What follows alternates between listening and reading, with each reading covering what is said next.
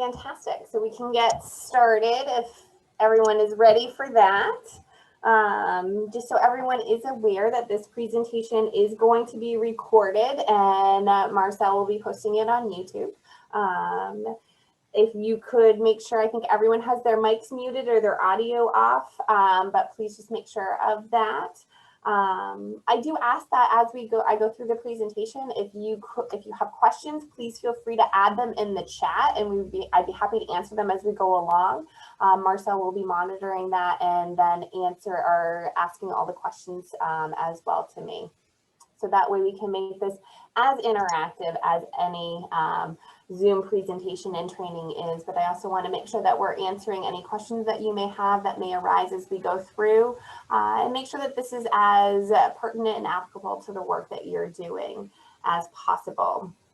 So my name is Hannah Longley. I'm a licensed clinical social worker with NAMI, Maine. In my previous life, I was also contracted as a psychological health coordinator, contracted with the Maine Army National Guard. And then I spent a significant amount of time overseeing the crisis services. I was the clinical manager of crisis services for Kennebec and Somerset counties, which did include areas in which the National Guard had units, and then also as well as we answered the National Suicide Hotline for the state of Maine, which led to interactions with the National Veteran Crisis Line, and also a number of service members who were in crisis. Currently, I've been with NAMI for 2.5 years, and in my role, I oversee our suicide prevention for officers and first responders, as well as our veterans. And I oversee our crisis intervention team training and program implementation across the entire state of Maine. And also our mental health first aid trainings, which is an international evidence-based training that really looks at combating stigma that surrounds mental health, as well as just supporting individuals in the community in recognizing signs and symptoms that someone is struggling and how to intervene and support someone within that. We do offer that as an adult version, a youth version, we have a veteran version, and then we also have a public safety version as well. So again, please feel free to ask questions in the chat and I will get those relayed over to me. And if something pops up and you just have a question and it's not on the slide again, please feel free to ask.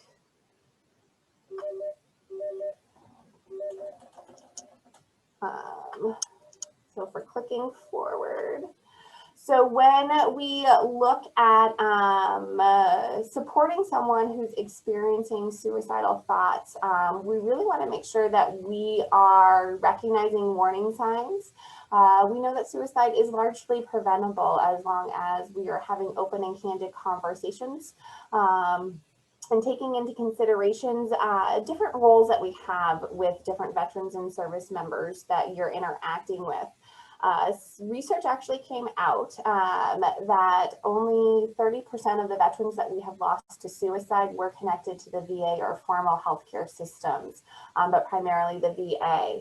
What they did find was that 43% of the veterans that we had lost to suicide had disclosed some of their struggles to their coworkers and their friends in the weeks leading up to their death. And so again, it's really important to keep in mind that suicide prevention is something that we all can engage in and we can all have a discussion about. And supporting someone who's struggling is something that we can all do. There are resources here in the state of Maine and then nationally that are available 24/7. And so never, ever, ever feel like you have to go alone in safety planning or in knowing how to assess whether or not someone is at risk. One of the greatest tools that we can have is recognizing the support that we provide to other people in our lives, and then finding ways that we can really support them in accessing tools and techniques that help to support them and naturally, just in their day-to-day life, but then also in supporting them and accessing those professional resources. So really, when we look at the facts of suicide, this is one of the great, one of the last stigmas that we have surrounding mental health and illnesses that occur. And so the World Health Organization has estimated that approximately 1 million people die of suicide each year. These are previous statistics. I don't have updated statistics for 2020, but we definitely know that as the coronavirus epidemic goes on, or pandemic goes on, we do know that we're seeing an increase in mental health presentations. We are seeing an increase in the individuals we're losing to overdose deaths, as well as an increase in just mental health presentations and most likely suicide deaths as well. In the US, we have a person who dies of suicide every 11.9 minutes, which is pretty significant when we think about it, just breaking it down. Every 11 to 12 minutes, we're losing someone in this country to suicide. And here in the state of Maine, we lose a person about every day and a half to suicide. And that's really important for us to keep in mind, that as we talk about this being one of the last stigmas that we have, is that we do know that there is, Maine leads New England in the rate that we lose middle-aged men and that we lose veterans to suicide, but it's something that we still don't talk about and we really don't have discussions about. It still has taboo, it still has significant stigma that's surrounding it. And again, it's estimated that suicide deaths are about 10 to 15% higher than are actually indicated in the statistics. And again, it's really important to keep in mind, because we are most likely losing more people than we officially recognize.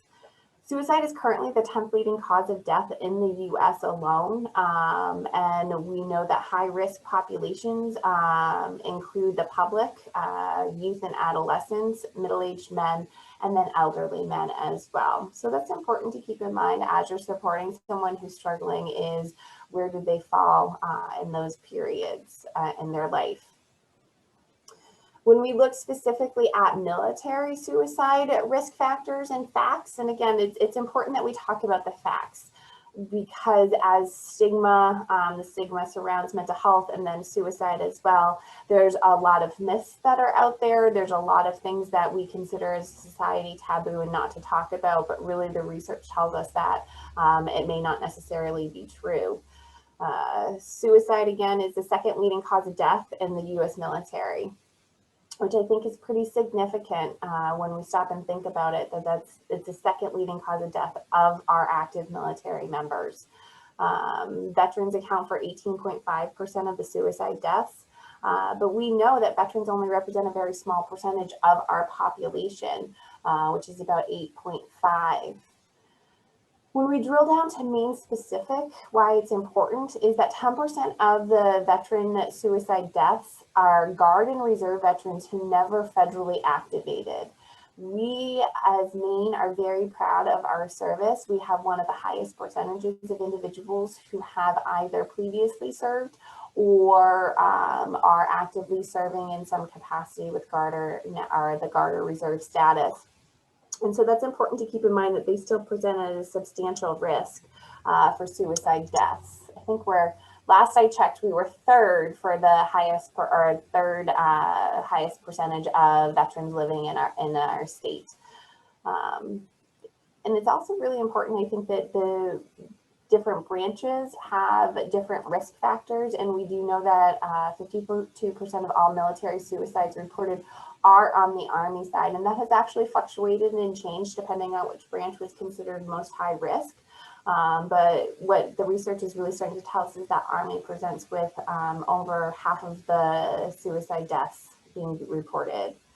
31% of the veterans who die of suicide are under the age of 49. And so when we think back to the previous slide, we know middle-aged males and elderly males present at one of the highest risk factors. But there is still a chunk of individuals, at 31%, that's almost a third of all the veteran suicides are under the age of 49. So out of that, what we consider high-risk age group. So we look at the facts, and it's something that we don't talk about a lot, but the rates of women who die of suicide in the general population is only 5.2. What we know is men are 3 times more likely to die of suicide than women. And so we see that there is still that difference but when you look in the veteran population, it's a pretty significant jump. So you have 5.2 per 100,000 women die of suicide in the general population, as opposed to 28.7 per 100,000 veterans and active duty women die of suicide. And so there's a significant increase of risk for women who serve in the military dying of suicide. And so again, we have these statistics up there. So rates of men who died of suicide in the general population is 20.9 per 100,000, and then it jumps to 32.1 per 100,000 for veterans in active duty. And again, that's a pretty significant jump. We do see that 97% of active duty suicide deaths were males. But again, we don't want to take away from the fact that women who serve in the military or have previously served or are actively serving in some capacity, the risk for suicide significantly jumps. When we look at the 2015 military suicide rates, and we did have some more recent data that has been released, but I haven't had a chance to fully go through it, so I'll apologize, but we know that right now it's estimated that 20.2 per 100,000 active duty our rate of suicide deaths. And then as we go over, we see 24.7 per 100,000 for reserve units. And then we have 27.1 per 100,000 for the National Guard units as well. And so it's really important to keep in mind, because we do have a substantial number of individuals here in the state of Maine who are serving in a reserve or a guard status, or who have previously served in a guard or a reserve status. And as we can see by the statistics, that starts to increase the risk for suicide. Again, I want to throw out there as I'm going through, if you have any questions, please feel free to stick them in the chat box as we go. So when we think about what is a crisis, it's really important to keep that in mind, is that essentially a crisis is an event or a culmination of events that overwhelms someone's ability to their typical coping. And so it overwhelms their typical coping skills, and it begins to exceed their ability to manage their emotions and manage their feelings, and it starts to lead to individuals feeling out of control. When we think about what happens to the brain, I'm a big believer in thinking about what happens to the brain and body when someone goes into crisis, is that individuals will essentially leave their thinking part of their brain. We're wired for survival. And so when we are in a stressful or crisis or traumatic situation, we leave the frontal part of our brain, the front part of our brain, and we go to the survival part of the brain. In the frontal part of our front part of our brain, we have our word retrieval. We have our ability to organize. We have our ability to have routine and structure and manage routine and structure, our emotional regulation, our memory. I jokingly say it's everything that makes us semi-functioning, in my case, a semi-functioning adult, but makes us functioning adults.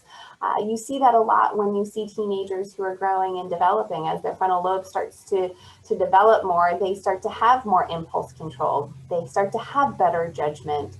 They have to start having the ability to weigh out consequences and the actions of them. But that's definitely something that's all controlled in our frontal lobe that is finished developing between the ages of 24 and 26 on average. And so once that's fully developed, we start to see that happens there. But we all have moments where we leave the frontal part of our brain. Again, we're wired for survival and go to the survival part of our brain. And when that happens, we lose a lot of those skills. We lose that word retrieval, the memory, the impulse control, the ability to have insight into our actions, to be able to have just foresight and hindsight and all of that, again, is necessary when we're in a difficult situation to weigh out pros and cons, to weigh out different options and opportunities, and to really start to engage in some critical thought. So when that happens, the crisis state affects a person's behavior. And as people start to escalate and get more agitated or get more anxious and feel or go into more crisis mode, they start to feel more fear. They may start to experience a lot more anxiety. Anger is a really common reaction response that people end up experiencing. The frustration, anger, feeling a sense of not being in control.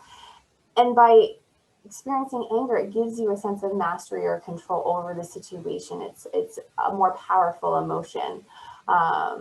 But that agitation, changes in sleeping patterns, I think that we've all been through difficult points in our life.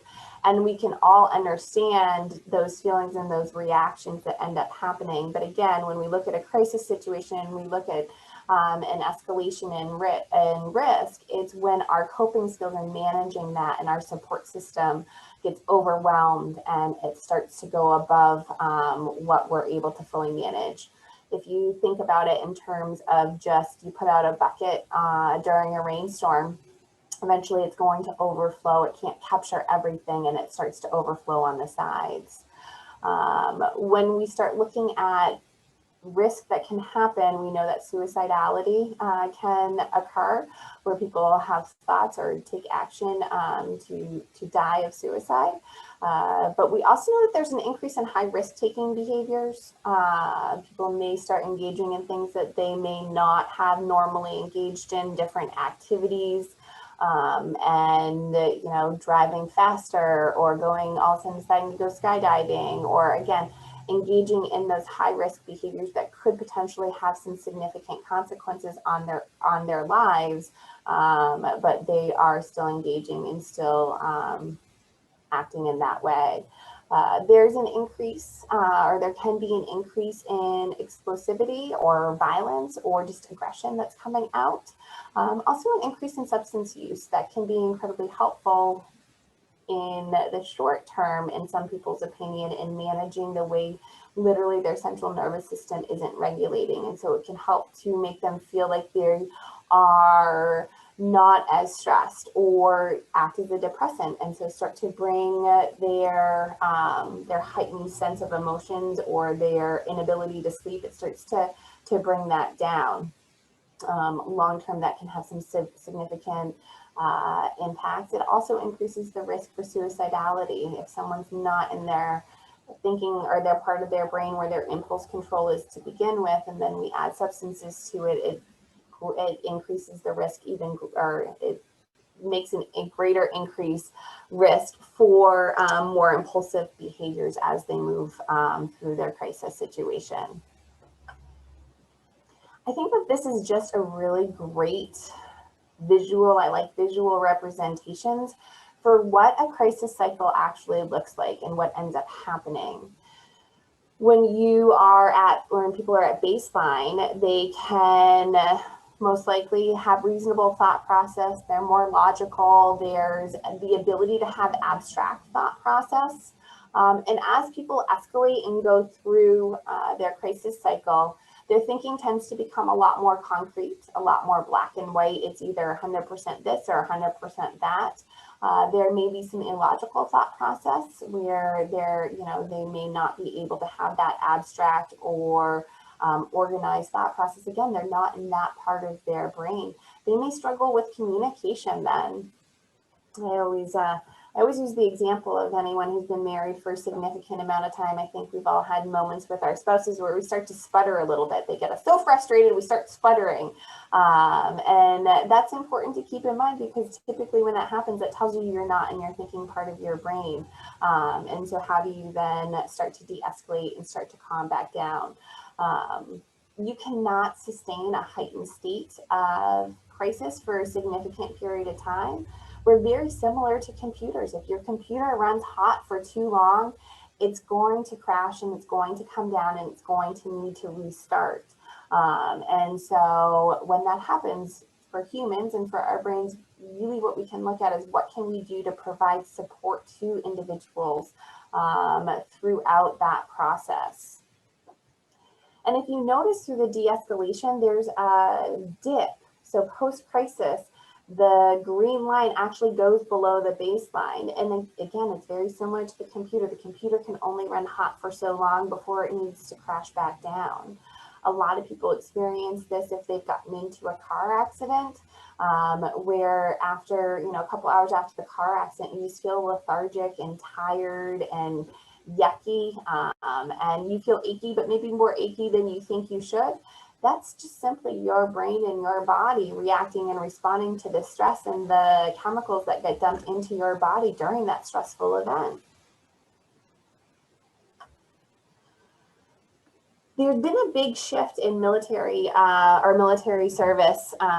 Was previously considered a protective factor for various reasons, but for a significant period of time as it relates to suicide. Anyone is interested, I think it was Time Magazine, ran a really interesting article a while ago just on the history of suicide within the military, going all the way back to ancient Rome, where during that time period, suicide actually under the law was a legal action, except for anyone who was enslaved and anyone who was in the military. And so it's a really interesting, it was, for me, not many of you know me. It's awkward saying this on a Zoom screen, but I find these things fascinating. So for me, it was a very interesting read to see historically the perspective of protective factors, but then also on suicide within the military, again, going all the way back to ancient Rome. But what we know now is that there's been a shift and that we're seeing more veterans and more service members who are dying of suicide. When we look at specific risk factors as it relates to military and service members and veterans, we want to look at relationship issues or relationship problems that end up emerging. That is a significant risk factor for the veteran and the service member population. Any administrative or legal issues that may occur, any workplace difficulties that may end up occurring, the recent separation from the military, and that's really important to keep in mind, is that as we see people who are being discharged for various reasons from the military and transitioning back into civilian life, where you guys all come in with the Career Center and all of that, it's really important to keep in mind that that's a big transition and that's incredibly difficult. And I think you guys are all well aware of that, but just being mindful that that time period does increase the risk for suicide within veterans or previous service members. We also really want to look at medical and physical concerns as it relates to a traumatic brain injury. We're getting more and more research that has started to emerge on the impact of a TBI on the brain and on the parts of the brain. And one of the things that we're finding is the research is finding is that individuals with a mild traumatic brain injury actually present at a pretty significant risk for suicide. And so being mindful of that and being supportive of that. And that's one of the things when we talk about mental illness, when we talk about traumatic brain injuries, those are unseen injuries that aren't discussed and that aren't fully tackled and sometimes aren't fully understood. But with proper treatment and support, we know that recovery is possible. Chronic pain issues, sleep disorders, post-traumatic stress injury, moral injury. We're learning more and more about moral injury, and I won't go too far into it, but moral injury has a pretty significant impact on an individual who is either serving currently or has previously served. It does greatly increase the risk for suicide. Again, treatment is out there, there is hope, but just being aware of that. Anyone who had a medical separation that they may not have wanted to have, and it disrupts their plans, can be at a greater risk for suicide as well. So we've seen, I know just in my personal life, I have a buddy who was in the Army. That's all he ever wanted to do was active duty, was airborne, shattered his ankle and could not come back from it. And had to transition back, to Maine. It's very different back in Maine. And so that was a difficult transition period for him. And so what can we do to support those folks in our lives? Also, any anniversaries of traumatic events, of loss, of death, is just being mindful. We know that that also increases the risk for suicide. When we look at the protective factors, we know one of the best protective factors we can offer is access to medical or mental health care, and then physical health and physical health care. And that's why the VA has done a big push to try and get as many veterans and former service members in and connected to services. It helps to make sure that we're promoting positive physical health, we're promoting positive mental health as well. And if you think about it, the military is one of those professions that is really defined by your physical ability to do your job. You know, they have the retirement age is 60, and so they have certain qualifiers. And one of the big things is that you retire typically by 60, you have to retire. And just keeping that in mind, that is a sign of aging, but then you lose your identity, you lose your purpose. And so if physically you're struggling, then what is your identity at that point? That sense of connectedness is really, really important. And there's a big difference when we have people who deploy from active duty. They deploy from one, you know, base, and they're all together, you know, say in Texas. I'm just randomly picking Texas, but they all deploy out of Texas, and then they all return to Texas, as opposed to some of our National Guard and our reserve folks who will deploy from across our state and go down and join units from somewhere else and then connect and then deploy out. And so they may start to lose that sense of connectedness, that sense of bonding that they have with their folks that they deployed with or the folks that they work with day to day.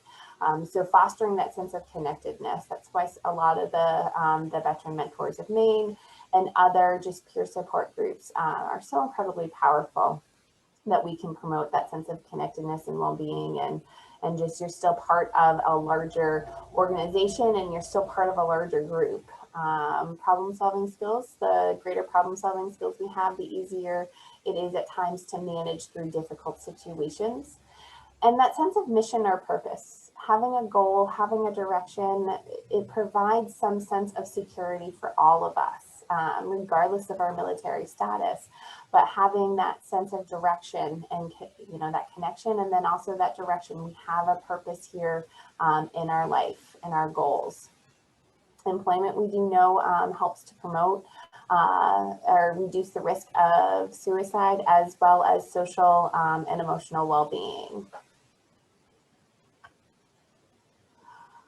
One of the most important things that I want to really stress is that if we have concerns about someone, about their mental health or about their risk of suicide, is that we talk about it directly, and we talk about it without hesitation. We talk about it without judgment. Again, that's how we really combat that stigma. I laugh, one of the perks of being involved in the mental health system for over 2 decades now is that when I first got started, there were still a lot of myths that if you ask someone about suicide, you were by default implanting the thought in their brain and increasing the risk that that individual will die of suicide. What is so incredibly powerful is that the research has told us time and time again that simply by asking someone directly and non-judgmentally if they're having thoughts about suicide, you will almost immediately reduce the risk that they will die of suicide. And so I always put that out there because, again, that's so incredibly powerful, just to think, just by caring and asking a question, you start to promote a positive outcome. But it's really important that you use very direct and concrete language in doing so. By asking directly, are you having thoughts about your death? Are you thinking about dying? Have you thought about suicide? Have you thought about killing yourself? Again, those direct questions are incredibly important because you're going to get a direct answer. There's no way to answer a direct question with a vague answer. And so again, I really encourage you, if you have concerns about someone, just, be honest. I'm really worried about you. Have you thought about suicide, or are you thinking about dying? Are you thinking about killing yourself? In whatever way feels natural and genuine to you. When you start asking the vague or indirect questions, those are the types of responses you're going to end up getting. One of the big things that I'll see people do is ask, are you thinking about hurting yourself? For a lot of individuals who are at that point of crisis and are at that point of thinking about suicide and death, they aren't thinking about hurting themselves. They're thinking about how they can possibly end the pain that they are experiencing. And so again, it's really important to not just ask, are you thinking about hurting yourself? It's going to have, or potentially going to have, a completely different meaning. Asking people if they feel safe, that's a really vague question, particularly when you think of the military folks and the veterans that we work with, is that if I ask someone, are you feeling safe? They've seen and experienced things that some of us can only imagine. And so, no, they don't feel safe. They know that that there's bad people out there, and that they don't necessarily have a sense of security, the same sense of security as other individuals. Another big thing that I see people ask is they'll say, you're not going to kill yourself, right? And as soon as I ask that question in that way, I've made it abundantly clear, I want you to answer no. No, I'm not going to. Because I didn't open it up. I didn't ask in a non-judgmental way. I didn't ask it in a direct way.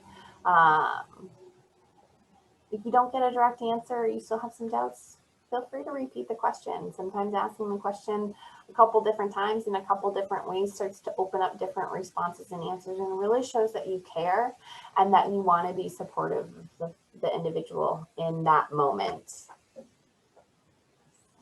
So one of the things to keep in mind is that follow-up information and questions to ask. That's one of the things that people are pretty honest with me about. They say, "Hey, I don't want to ask the question because I don't know what to do afterwards." And so, after you ask that question, depending on what you get for an answer, ask if they have ever thought about their death or dying in recent. Has it been more remote? How long have they been thinking about suicide? Have they thought about how they would kill themselves? Do they have access to their plans, or have they taken any steps to access the means that they were thinking about killing themselves with? Have they thought about a time frame that they would act on their actions?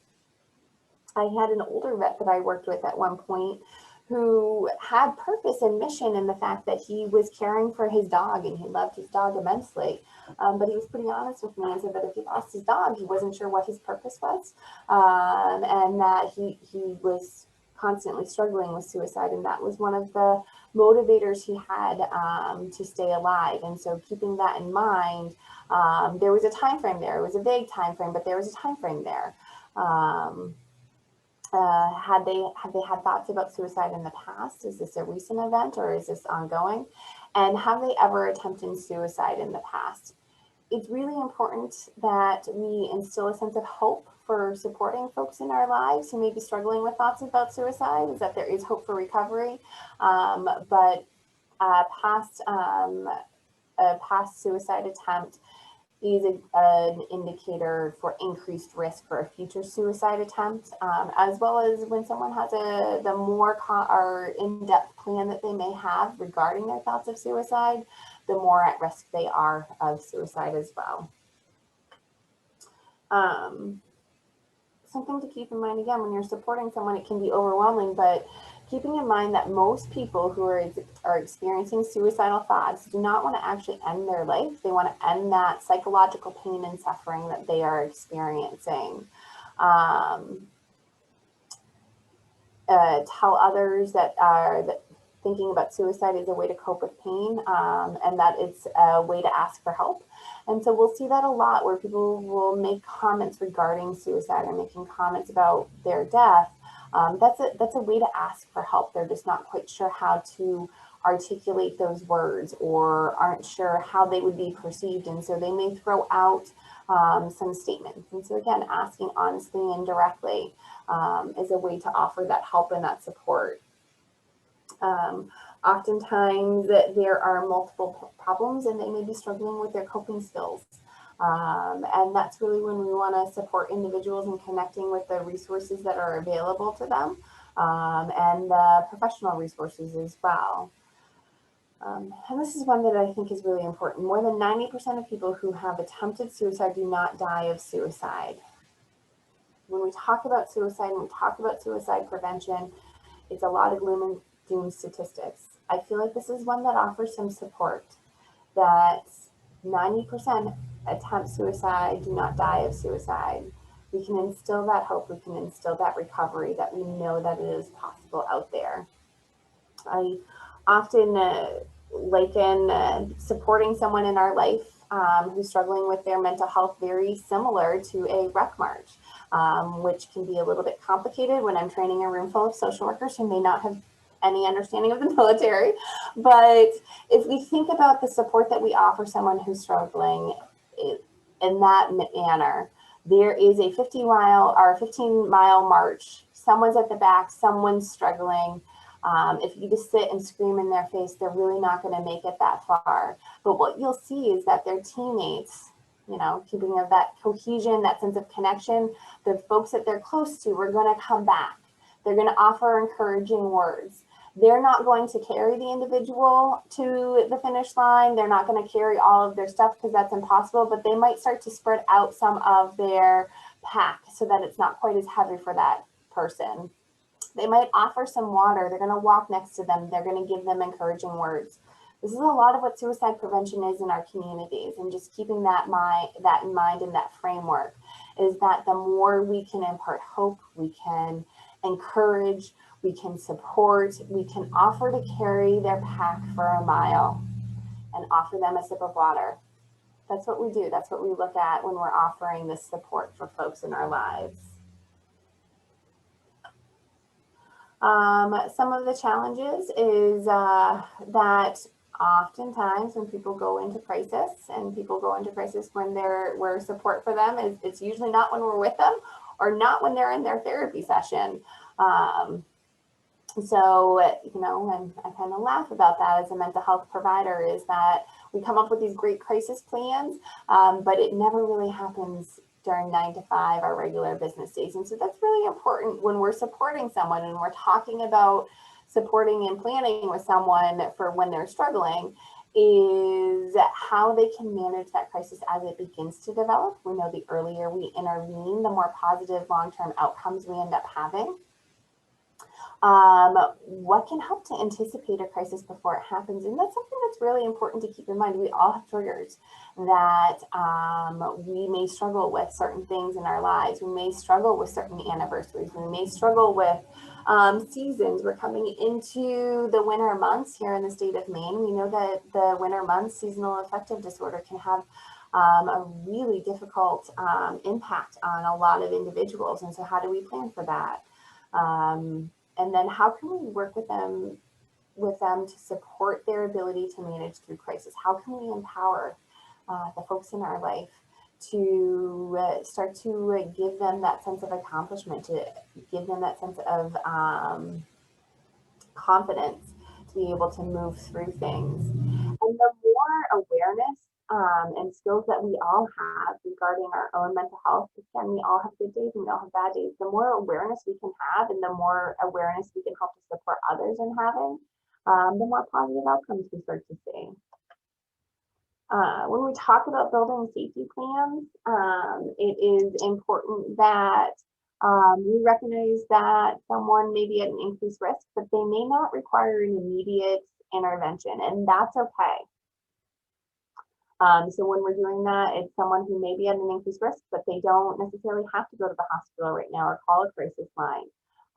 It's someone who may have a history of a previous attempt. And how do we support them moving forward and in the future? Anyone who is actively in crisis or shows a risk, they may have a sense of hopelessness, a significant sense of hopelessness, mental health diagnosis. They may have started making statements indicating that they were having thoughts about suicide or thoughts about dying. They decompensated recently, they have a history, or they've engaged in some non-suicidal self-injury. And what's important to keep in mind is that traditionally we think of non-suicidal injurious behaviors typically as cutting or burning oneself. It's important to keep in mind that this may be repeatedly punching a brick wall and doing some significant damage physically to your hand or to your arm. This may be that they're engaging in really risky activities or behaviors and relationships they wouldn't normally engage in, riding a motorcycle really fast, and just being mindful of all of the different ways it can start to present. I think anyone in a significant transition period who's struggling, just being mindful of that greatly increases the risk for suicide. When we talk about a collaborative safety plan, it's just a brief conversation. It's talking about, it's a brief risk assessment. It's supporting risk management. It's working on prioritizing a list of coping skills. And it's important to keep in mind that those list of coping skills have to be that person's list of coping skills. I chuckle a lot because people will start recommending coping skills that they use, and they're great and wonderful coping skills, but they don't work for that specific program or person. I always joke, if you find my body on a running trail, then know that that's a secondary crime scene, because I would never run myself. I just don't like it. If you see me running, know that there's something really scary behind me, and you should probably run too. And so when people make the recommendation for me that I should start exercising or I should start running, that's not very practical for me. And so making sure you're working with them on what works for that individual person. Because again, when we go into crisis and we start to get overwhelmed, we leave the part of our brain where we can really start to tap into what works, what doesn't work. We leave that problem solving part of our brain. We leave that memory part of our brain. And so working with them on writing it down and just having a plan in place.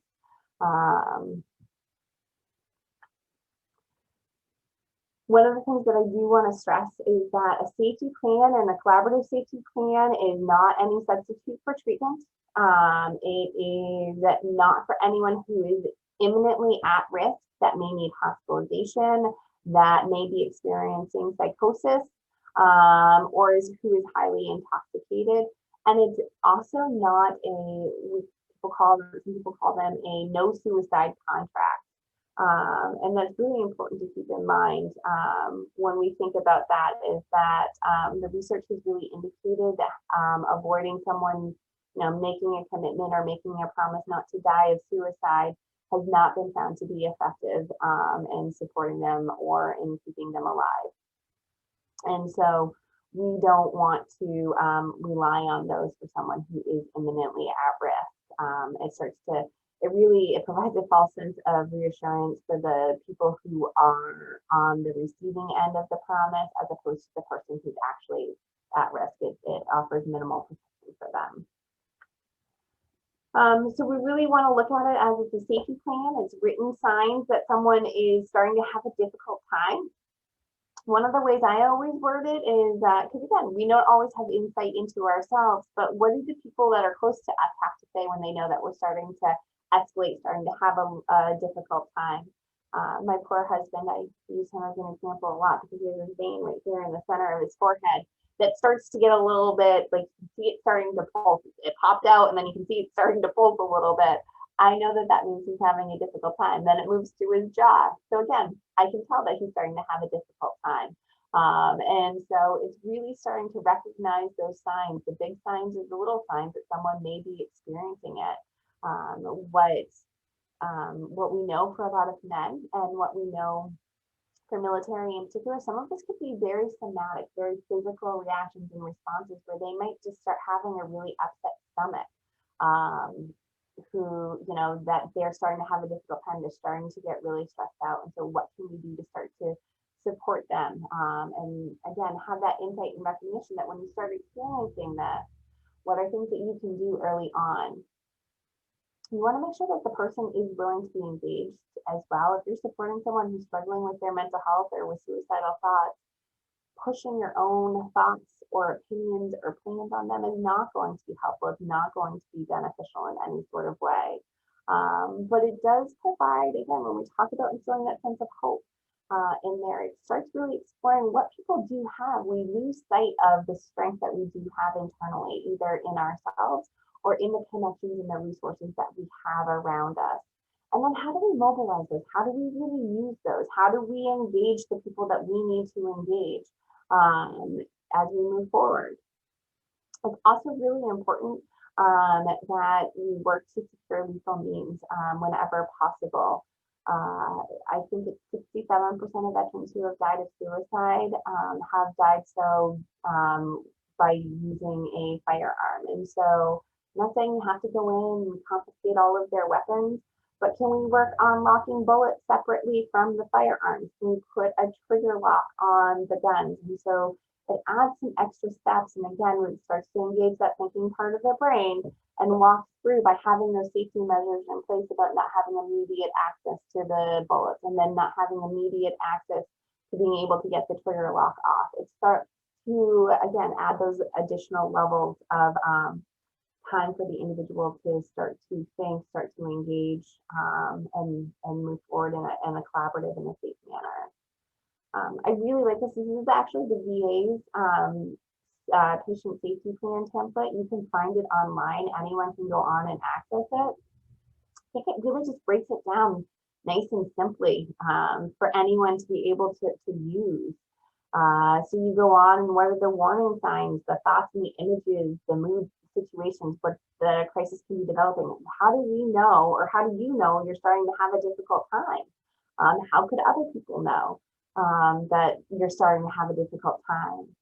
What are some internal coping skills that you have that you can start to take things off of that you can just do yourself? Can you go and watch a funny show on TV? Can you go cut wood? Is cutting wood a really great stress reliever? For anyone other than me, can you go for a run? Does that help? What starts to help in that process moving forward? And again, just starting to identify that. They have deep breathing can be incredibly relaxation if you can start to regulate your breathing. We know that that has an impact on the central nervous system, and so it starts to de-escalate the brain and the body. A lot of veterans don't like to have deep breathing exercises on their phone. So I found that there is a tactical breathing app that you can actually download to your phone. It looks really cool because you're working on your tactical breathing, but really it's deep breathing exercises. It starts to help you to calm down and reminds you to take those breaths and reminds you and walks you through the process. When it goes on though, like if that doesn't work, because sometimes it doesn't work. And so who are people and places that do help to calm you down? With the coronavirus going on right now, it can be a little bit more complicated when we talk about places, but is going for a walk in the woods something that is helpful? Is going to the ocean and listening to the sound of the waves and smelling it, is that helpful? And then who also is helpful? Who's a good support? We all have friends in our life that will support us and will help to get us through difficult situations, but we have some friends that are better than others. And so who in those situations are good distractions for you? Do you have someone that every time you call, they're like, hey, let's go get a cup of coffee. You don't have to tell me what's going on, but let's just go get a cup of coffee. Those types of folks that just, they have a soothing presence in their lives. I laughingly call it, I feel like we all have a Mr. Rogers friend. They're just that calming presence. And so who are your Mr. Roger friends? As the next step is who can you ask for help? If you've done, you've gone places, you've had coffee with your Mr. Rogers friends, you've tried your deep breathing exercises, none of those are working, who are good supports for you that you can reach out to him having a really difficult time? Anyone who is in the recovery community and has a history of substance use, if they have a really great sponsor, that can be someone in those situations. It's essentially what the sponsor functions as. Veteran Mentors of Maine, we know, puts out there as a peer support, and they offer a lot of really great support there. Do you have just friends that you can call any time of day and say, I'm struggling, I need help, I need support, and they're going to come and they're going to be powerful in their support that they offer. And then we move on to professional supports and agencies that you can contact when you're having a difficult time. If you have a therapist, if you have a primary care doctor that you're connected to, just really writing those numbers down so that everyone has those that are available for them. And then the step 6 is making the environment safe. That's where, can you put if you have firearms, can you put your bullets and lock them in separately? in a different gun cabinet than your firearms. And then once your firearms are locked into that gun cabinet, can you put a trigger lock on them as well? Does it make more sense to just bring all of your bullets or all of your firearms over to your neighbor's house, who's a really good support for you, and just have them stay there? Just finding different ways to start to reduce the risk that anything that may be in your environment. Again, because you're not necessarily in that part of your brain where you have optimal impulse control. And again, you can print this form right off of the VA website. It has the link down. It's www.suicidesafetyplan.com. It's page 8 HTML. But just if you Google that, it comes out. Really, the key when we're working with service members is working on empowerment, talking to them, giving them that sense of hope. We've all been through difficult times, and I think we lose sight of the fact, and I love the expression, you have survived 100% of the experiences that you've had. You have a great track record. What can you do to pull on that? What have you done in the past that's been really helpful that you can do in the future? And what are things, what are people, what are places, who's supportive of you, who do you trust? Again, starting to remind people that they have some amazing resources and tools in their toolbox already that they can draw on. One of the things that's nice is where do you go that helps you to feel better, safe, or calm? It doesn't have to be, this huge epiphany of I go to this place or that place. Sometimes people will just talk about, I go for a walk, like I said, a walk in the woods, or I go to the ocean. Sometimes people will start talking about, the last place I felt really wonderful was my grandma's house when she was baking cookies. Tell me about that. And then starting to write down about how when they're really starting to struggle, what can they do to bring those memories forward. Another thing is, who are the professionals in your life that have supported you in the past? I always throw this out there. If you're going to support someone in getting professional support and professional resources and counseling and psychologists and social workers and all of that, it is like any other relationship that we have in our lives. Sometimes we click with people and sometimes we don't. Letting them know that if you have someone that you get along with really well in the past, it's okay to go back and see them again. Or if you start meeting with a professional and you're like, oh, they're just not my cup of tea, it is okay to have that conversation with them and figure out who would be a better match for you. As mental health providers, we all have different personalities and different strengths. And so finding one that matches really well with you, the same way you would if you were starting to date someone, is really important to keep in mind, and making sure, again, you have that connection. Again, reducing lethal means, I said off the top of my head 67%. I apologize. It's actually 69% of all military-related suicide deaths do involve a firearm, but it can vary.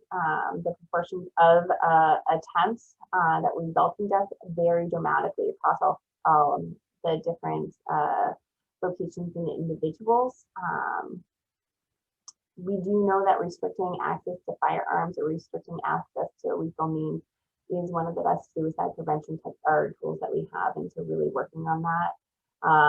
And you might end up getting into a power struggle with someone very close to you if you try and go in and taking all of your guns and then taking all of your bullets, particularly in the military community. That tends to elicit a very strong emotional reaction. And so just working on, can you get trigger locks? Can you get gun safes? Can you lock things separately? Can you remove the bullets or the firearms from the house? Can someone hold on to the keys to the gun safes or the trigger locks? And just, seeing what people are comfortable with. Talking to people about what's worth living for. Never make assumptions about what you think it is, but really asking them, what's one thing in your life that's important enough for you to keep living for? Start talking about all of their supports and their protective factors. Sometimes we can help to identify, I've seen the way your kid looks at you and they absolutely adore you. Tell me about what it's like. And then starting to recognize what those anchors are. If someone's feeling out of control and feeling like they're spiraling around, providing an anchor to start to stabilize the situation can be very helpful. And never, ever, ever poo-poo what someone says, what their meaning is. If they do say that the only thing I'm living for is my dog, then go with it. It's not your job to judge when you're supporting someone who's struggling and someone who's in crisis. One of the big things to ask too is, what can you do? Ask them how you will know that they may need support. You always want to be honest and direct. But then also talk about things that you should or shouldn't be doing when they're struggling. I think we all have great intentions when we're supporting someone who's having a difficult time, but we may unintentionally do something that just annoys them or bothers them or triggers them in some sort of way. And so having this open and candid conversations is really important, and actually asking what you can do, what is beneficial for them that you can do, not just what you think you can do to be helpful. After you've worked with someone on this is asking them what the likelihood of them using it is going to be. Ask what you can do to support them when they're in crisis, and then talk about any barriers that they may have when they're having a difficult time, and problem solve around it. Sometimes people will be honest and say, this is a great tool, but I'm not going to use it because I am embarrassed, or I don't think I'm going to remember, or I don't know if I can necessarily reach out. That's why it's really helpful for you to ask those questions of, what can I do to support you? What is helpful for me? I tend to be that girl who likes to have multiple copies of things, laminate them, put them in different areas so they have access to it. There's actually a phone app that you can download. So I try and put it out there as many places as possible so that people can have access to it. But then also let them know that it's theirs. They own it. It's what's going to work for them and what's not going to work for them. They may try something and say it's not working, and you say, great, let's do a plan B. See what else can work. You can change it, it can alter, and it's not set in stone, it's not concrete, although when you laminate, it's a little bit more difficult to change it. But again, you can still always update it, you can change it, you can alter it if necessary. These are some really great apps that you can put into, download onto your phone. So again, it's free. It's a safety plan. It has those warning signs, coping strategies, distractions, network with people, and then keeping them safe. And so it just has those prompt questions. You go in, you put that in. And so if someone's having a really difficult time, they can hit that app. And again, it says free. It's not very stigmatizing on the phone. So they just can open it right up on their screen, and it can walk them through the process. Here are some more resources. We do know that the National Suicide Line, if you press 1, you can talk to the National Veteran Crisis Line. You can also send a text message to the VA, and they have access to that. Here in the state of Maine, we also have a 24/7 crisis line that is available as well. So here's some more VA resources. So you can look at that if anyone wants to take a picture with their phone. Usually when I'm finding I'm doing it, most of my Zoom trainings these days is I have a plethora of phone or pictures saved on my phone. And then some additional online training and resources as well. Again, the Safety Planning mobile app that's available, or Safety Planning Intervention for Suicide Prevention, is a free online training. You want to be able to support people that way as well.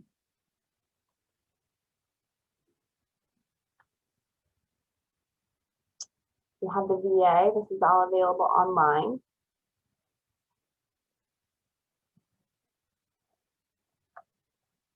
All right. My contact information is on there. It's hannahl@namemaine.org. If you have any questions in the future, please don't hesitate to reach out. I think I made it in my hour-long time period that was provided, and I haven't heard any questions come through. I don't know if it was just because I was talking too fast. So at this time, I'd like to thank Hannah for a great presentation. It's very sometimes it's hard. It's a hard issue to talk about, but we thank you for your presentation on behalf of the Maine Hire Vet 2020 campaign. And I would also like to open the floor to allow people to go ahead and voice their question through audio. You're more than welcome to do so at this time. I'd just like to thank Hannah for all the excellent information. Thank you, Hannah. Thank you.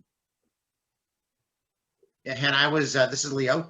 Again, thank you on behalf of the Maine Hire Vet campaign for presenting today on, as Marcel said, a very sensitive and sometimes awkward subject, but an essential subject. A little bit more interested on the My3 app. Does that just give you coaching directions, or how does that work for an individual that's confronted with a situation? You know, it's kind of awkward if they're there by their phone and they're flipping through their phone as they're talking to somebody about a sensitive subject. Any advice on that, or just to get the app, look through it and be familiar with it so that you can have just a face-to-face conversation? Yeah, definitely. So I would say get familiar with it so that if you make a recommendation to someone, they know that you've actually looked at it. But it's an app that anyone can download to their phone so that when they're having a difficult time, it can provide those prompts for them. So it's not necessarily for you to have, and you're right above Frank on my screen, so it's not necessarily for you to have Frank's plan in your phone, although that, you know, that could be helpful if you're a support for him. But it's really for you to support and maybe have Frank download it to his phone and be able to look at it. So that way he is able, if you're not standing right there, or he's by himself, which is typically when someone really starts to struggle with their crisis, so that he can open it up and see all of the information that's there. And it does have prompts for, you know, different relaxation exercises or distraction techniques and stuff as well. So it's not just straight your plan. Did I answer your question? Yes, thank you very much.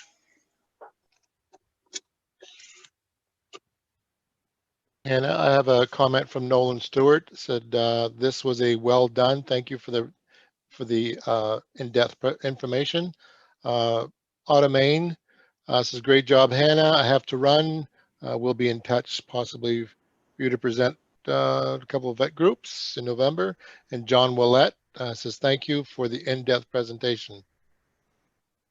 Anyone else have any questions for Hannah at this time?